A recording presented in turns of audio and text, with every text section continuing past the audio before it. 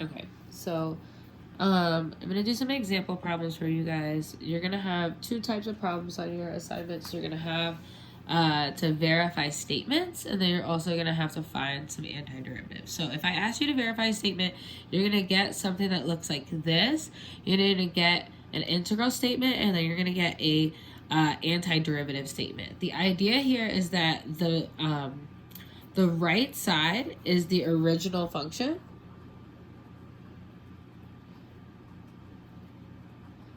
and the left side is its derivative. And the way you're going to tell me that this is true is by taking the derivative of this side. So if I have 9/2 x squared plus c, and I'm taking the derivative of that, I'm going to multiply this by 2. So I'll get 18 over 2x. Okay, and then the c would turn into a 0, right? Because the derivative of a constant is 0.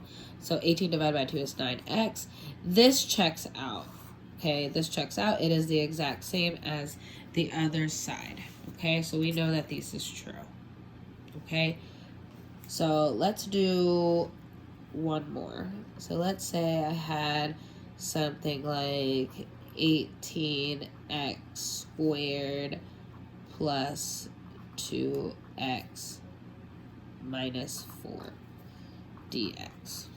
Okay, what you need to go through in your head is what gave me this. Okay, like what gave me this? Obviously, if I have a 2, that means that there's a cube inside of my function.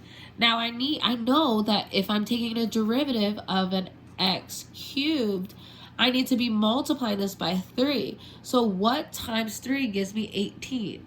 6, 12, 18. Oh, it's 6. The derivative of 6x cubed is 18x squared. Cool, so I can keep going. Then I look at this 2x. What gave me a derivative of 2x? Oh, x squared. Okay, x squared. Was there anything in front of the x squared? No, there's just a 2 here, so that means there's nothing in front of the x squared. Now I go on to the third part. I have negative 4 dx. What gave me a derivative of negative 4? Negative 4x did. Okay, now who's to say that there's not a plus, like this could be like a plus 0.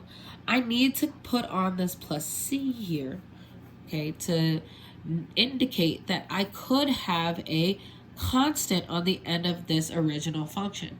The reason why there could be a constant on the end of this function is because there could be an invisible plus 0 here. We don't know. It could be there. So we have to indicate this plus c. Okay? And that's our antiderivative. So if I took this derivative, I'd get this side. So let's do that real quick. So 6x cubed plus x squared minus 4x plus c. I bring down my 3, 18x squared plus 2x minus 4. Oh, that's the same thing as this. This checks out. Okay, so that is the two types of problems. Now you would be going the other way if I told you to find antiderivative. Okay, so for example, if you got something like 4 dx, I want to know what gave me this derivative of 4. Okay, what gave me this derivative of 4? So I would go backwards. So I say, oh, 4x gave me the derivative of 4. Now who's to say that there's a invisible little plus 0 over here? So I have to take into account and write this plus c. This is plus constant. Okay, so that would check out. And now you would take this derivative to just make sure that it matches. So like for example, if I had 4x plus c, the derivative of 4x is 4, and this is plus 0, so it would just be 4. That checks out, it matches. Okay, goes on. Okay, now if I had something like, for example, I had 4x squared, so dx. I need to ask myself, say self, what gave me this derivative? Okay, I know to have a square, I need a cube, right? Now, if I'm taking a derivative of a cube, that means I'm bringing a 3 down, right?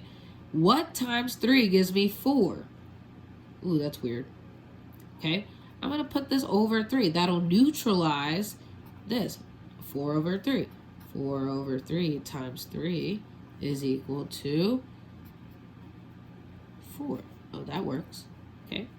Now, who's to say that there's not an invisible plus 0 there? So that means I have to put my c. Get into that habit. Always put that c there. Okay? Get into that habit. And that would check out. If I took this derivative, 4 thirds times 3 equals 4. X squared. Well, that came from this. That would work. That would be what I need. Okay?